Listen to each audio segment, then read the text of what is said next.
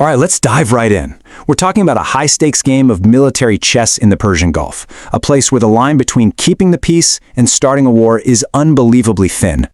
Imagine this. It's 2:47 in the morning, almost pitch black. The USS Abraham Lincoln, this massive symbol of American power, is slicing through the water. And then its radar signature crosses a line that you won't find on any map, but for the military planners on both sides, it is the most important line in the entire world. Because the carrier has just sailed into what's known as the kill zone. This is the area where all the normal rules of long-distance warfare just break down. In here, Iran's coastal defenses can literally reach out and touch the fleet. And that means your reaction time, your margin for error, collapses from hours down to just minutes. Now, when that carrier enters the zone, it's not just another blip on a screen. No, it's a tripwire. It sets off an immediate and mostly unseen chain reaction deep inside Iran's military command. The whole game just changed. Deep in command bunkers, an order flashes across encrypted channels. Red alert. And look, this isn't just a, hey, pay attention kind of warning.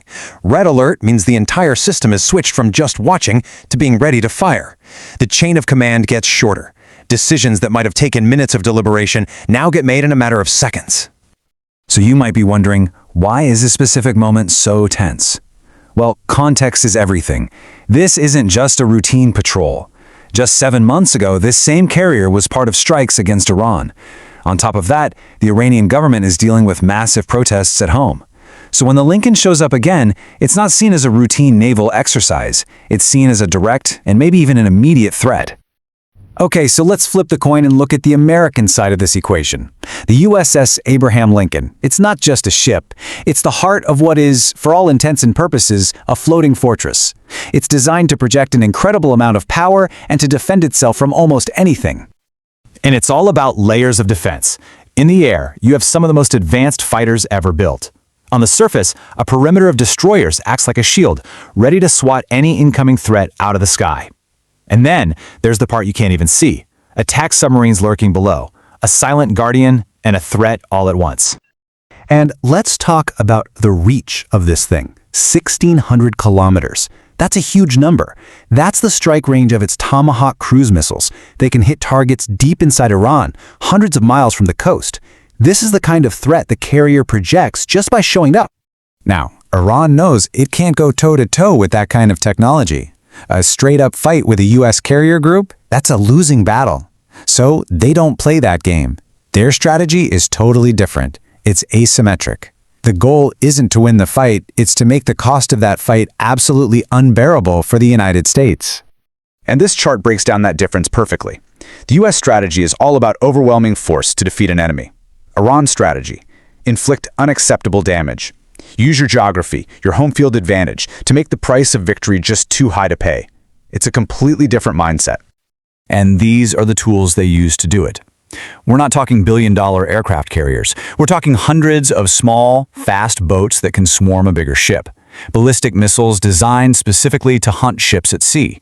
Cruise missiles that fly so low to the water they're incredibly hard to detect. And of course, massive swarms of drones designed to overwhelm a ship's defenses through sheer numbers. It's a strategy of 1,000 cuts. Okay, and this gets us to a really crucial point. The real battle being fought here isn't just about hardware. It's a psychological war. It's a chess match where the goal isn't just to win on the battlefield, but to win in the minds of your opponent and the world. Which, of course, brings up the question everyone asks. Could Iran actually sink an American aircraft carrier? You know, with all its defenses, all its technology, the honest answer is probably not. But, and this is the key, that is entirely the wrong question to be asking. The real strategic game being played here is way more subtle, and that's exactly what makes this whole situation so unbelievably dangerous. See, here's the real question. What happens if just one missile gets through? Iran doesn't need to sink the carrier. It just needs to land a punch. A single hit, even if the damage is manageable, would create a political earthquake. The images of a burning American warship would shatter that idea of invincibility. For Tehran, that is a massive strategic victory. And because both sides understand this dynamic, the whole conflict becomes this continuous, tense dance of signaling. Every missile test Iran conducts is a message. Every time the US moves a ship, that's a message back. They're having a conversation, but they're using threats and military hardware instead of words. So when a top Iranian general says their finger is on the trigger, that language is chosen for a reason. It's designed to send a crystal clear signal. Our response will be immediate, it will be automatic, and it will be overwhelming. It's a warning not to make a single mistake. And when the Supreme Leader himself threatens a regional war, he's raising the stakes even higher.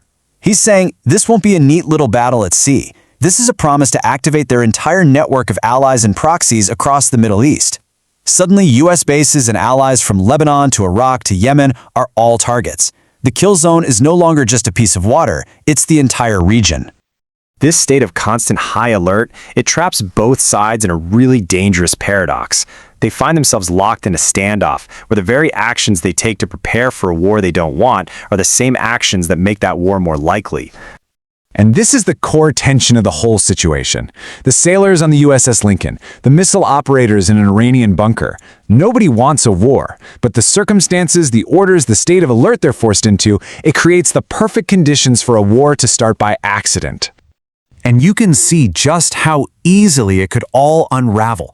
It starts with one small thing. A radar blip gets misidentified as a threat. Maybe an accidental shot is fired. But because everyone's on red alert, the response is automatic. It's pre-authorized. And once that first shot is fired back, a cycle of retaliation starts that can quickly spiral out of anyone's control. This all leads us to this final critical concept, mutual vulnerability. It's the simple, terrifying reality that defines life in the kill zone. The carrier can strike Iran, yes, but Iran can also strike the carrier. Nobody gets a free pass. Neither side can escape the other's ability to inflict real pain. And that shared danger forces this incredibly tense, fragile, and stressful kind of restraint. And so, for now, the Lincoln stays in the kill zone, its crew on a constant, draining high alert. Iran's missile batteries stay active, their operators watching, waiting. And you realize that the most dangerous moment isn't the explosion, it's this deafening silence right before it. The moment when every system is armed and ready, and every single second carries the weight of a decision that can never be taken back. And the real question is, how long can a silence like that last?